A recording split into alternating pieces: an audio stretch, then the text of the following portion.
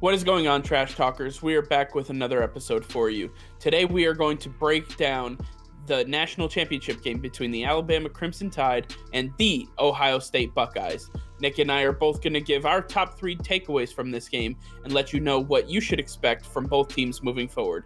All that and much more coming your way right now.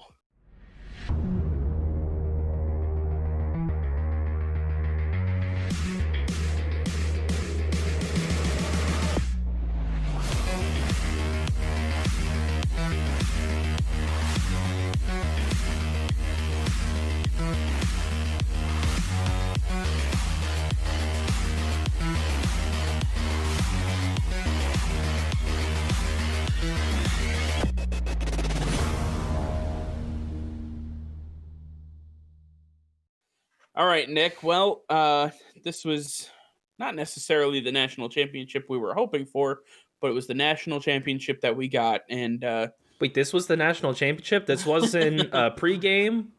This wasn't a simulation? Oh, man. I mean, I thought it was the recreation of NCAA football on Xbox or PlayStation. Playing on arcade mode, yeah. This was a mess. It was painful. This is one of the most lopsided national championship games I've ever seen. This was unbelievable. Yeah. But this is what it shows. Nick Saban's just that good. He is that good. He can coach up any player. He can coach up any team. There's nobody in college football that can touch this man. He is the best. I mean, we saw the stat earlier tonight that every recruiting class that Nick Saban has had at the University of Alabama has seen at least one national championship game. That's absolutely incredible. I mean, to not miss a national championship outing with any recruiting class since the time that you entered that school is just, that's unprecedented. There's not another coach out there that can ever say that they've done that before. Yeah, I mean, it's an amazing accomplishment, and it's not the end, right? This is, he's just in the prime of his career. I mean, his prime just continues to last a long time and making everybody else very upset. But what are you going to do? At least you get to witness greatness, right? You can't complain about that. Right. If you can't beat them, join them, and that's what a lot of people tend to do. Well, with that being said, Nick, why don't you start us off? Give us your 3 takeaways from this game. Yeah, my 3 takeaways, they're pretty simple. They all come on the offensive side of the ball. And I'll start off with the easy one, Devonta Smith. This guy is a monster. He is a manimal. He is, in my opinion, he's the number 1 wide receiver that will be taken in the NFL draft. Not necessarily the number 1 in my opinion, but he will be taken number 1 overall in the draft, top 5 pick guaranteed. This guy is a beast. 12 catches for 215 yards and 3 touchdowns in the first half. Oh my God. That's what some people do in a season, let alone a half. That's ridiculous. This guy is going to be a stud in the NFL. He is going to be fun to watch for a long time. Then we have an interesting one. Deontay Brown. He is the left guard for the Alabama Crimson Tide. He is 6'4", 355 pounds. And I guarantee you saw him on that field because he takes up half the screen. And he is amazing. To watch him absolutely bulldoze the defense and create these gaping holes. You could drive a Mack truck through the holes this guy was creating. No wonder Naji Harris looks so good because he has Deontay Brown plowing away holes for him. I mean, if you could only imagine Deontay Brown coupled with Derrick Henry, they'd be unstoppable. We'd be saying Derrick Henry running for 4,000 yards next season. Deontay Brown, he is a bright star. He is going to be huge. This is a guy I compared to Larry Allen back in the day. This guy is legit. He is really, really special. And then finally, the man himself, Naji Harris, he can do it all. He really can do it all. And like they were saying during the broadcast, he stayed at Alabama to prove to teams in the NFL, he's not just a running back. He's not just, a big guy who can plow people over. No, he can catch the ball. He's great at catching the ball. He knows how to catch away from his body. He's an all-around running back. He can do everything. He might arguably be better than Travis Etienne and be a top 15 pick in the NFL draft next season. This guy is special. Yeah, I can't really say much that I disagree with you. I don't want to get too much into the draft stuff because that'll be featured in an upcoming video. But at the end, Alabama just they dominated the screen. There was nothing really Ohio State can do. Let me just go through some of my takeaways that I saw here. Justin Fields is incredible. I Mm. mean that's takeaway number one. I don't care what Ohio State did. Watching this man perform on this national stage for the second time in 3 weeks, and he goes into the game as a massive underdog, and he doesn't care. He's still lifting up his team, and all the way until the very end, he was competing and he was doing absolutely everything in his power to try to put points on the board for his team. This man is a leader. This man is something special. I have likened him to Deshaun Watson. I believe he is going to be one of the best quarterbacks that the NFL has to offer in short order. I guarantee that Justin Fields is going to make or break franchises moving forward. With my second take, I want to bring it back to somebody who didn't really get to play. That was running back Trey Sermon. He's a massive human. I mean, this guy, you talk about Naji Harris bulldozing people over. Trey Sermon can run over somebody without even knowing that he touched them.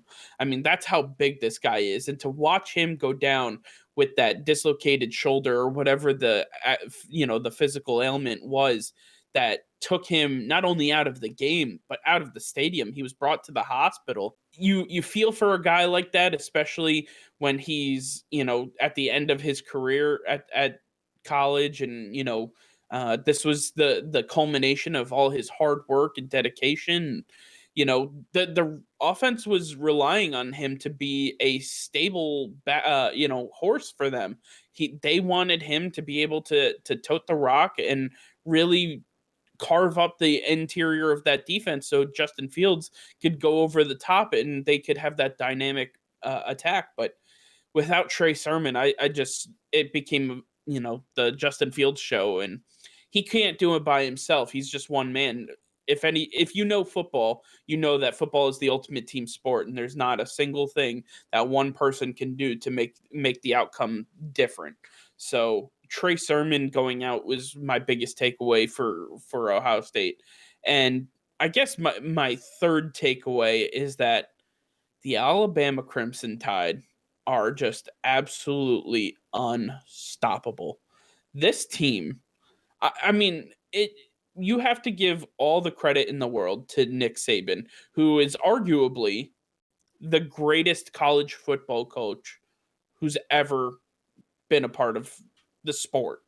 Um, what he is able to do, continuously turning over rosters every 4 or 5 years, and continuing to get to national championship games, continuing to be top 4 in the country, continuing his winning culture and his winning ways, and graduating seniors those who don't make it to the NFL are graduating with degrees. He's doing it in all facets of the game, on and off the field. So I want to give a ton of credit to Nick Saban and the Alabama Crimson Tide for the program that they have created there. There's a reason that top recruits are fighting each other just to get the chance to have Alabama take a look at them. So I want to pay special tribute to Nick Saban and what he's been able to do so far. Absolutely amazing. There really isn't too much else to say. Like we said, this was lopsided. This was they were bullying Ohio State. It was. Ohio, I mean, it just wasn't Alabama fair. did to Ohio State what Ohio State did to Clemson 2 weeks ago. Yeah, last week. But pretty much, yeah. It's just a complete mismatch. There is nobody out there that can truly compete with Alabama, and it showed. They got outperformed on the field. They got outcoached on the sideline. It is what it is. There's nothing else to say. Ohio State, better look next year. Listen, you're not going to have to deal with Devonta Smith. He's gone. Mac Jones, he might be gone. Najee Harris, he's gone. There's a lot of holes. Alex Leatherwood, possibly Deontay Brown. I mean, all these guys. Then the defense. Dylan Moses. It goes on and on. Alabama has one of the deepest draft pools that's going to be available this spring. So you expect a lot of them to be gone, and then teams will have a better shot next season. But right now, they're But prime. that's what they say every year, and that goes to my third point, is that if there's anybody who can continue the cycle of dominance in college football, no matter how many players he loses, it's Nick Saban. Nick Saban is that guy, and you can say that there's going to be an opportunity for teams to come in and maybe dethrone Alabama. I haven't seen that opportunity fly through just yet. Maybe they got stuck a little bit on Trevor Lawrence in Clemson, but other than that, it was just a little blip on the radar. They were still in the games. They were still competing at their very best and doing everything in their power. So, you know what? I just can't say enough good things about Alabama and Ohio State. Both of these teams competed really well. Absolutely incredible. Even though the game wasn't perfect and it wasn't really like a tight game toward the end, it was still fun to watch. It was still good to see a lot of these players that I expect to see in the NFL in next year and moving forward. So with that being said, thank you guys for listening. Make sure to like and comment on the video, subscribe to the channel, and make sure to hit the notification bell. Anybody who comments will be featured in upcoming videos. Make sure to hit that notification bell to make sure you see when your comment is featured in an upcoming video. With that being said, have a great rest of your day. Peace and love.